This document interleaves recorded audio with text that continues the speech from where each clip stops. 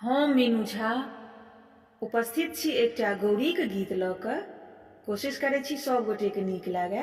धन्यवाद। जय मिथिला, जय मैथिली।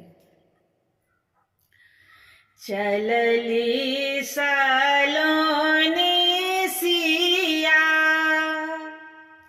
गिरिजा पूजन है, चलली सलोनी सिया गिरिजा पूजन है, नामी नामी के सिया सिया के, नामी नामी के सिया सिया के, पहिरान चीर है, नामी नामी के सिया सिया के, पहिरान चीर है, साजी लेला अक्षत चंदन, लेसी लेला दीप है,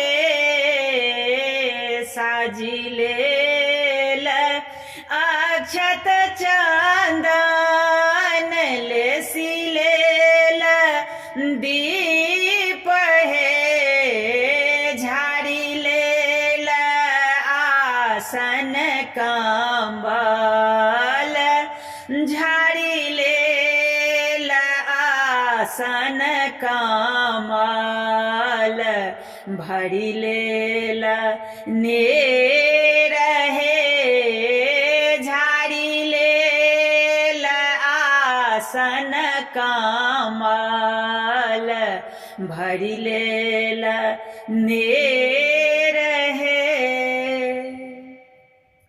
जोड़ी लेला फूल बेल पात्र, साठिल नवेद है, जोड़ी लेला फूल बेल पात्र, साठिल नवेद है, चलली सलोनी सिया, चलले सलोनी सिया गिरजा पूजन है, चलले सलोनी सिया गिरजा पूजन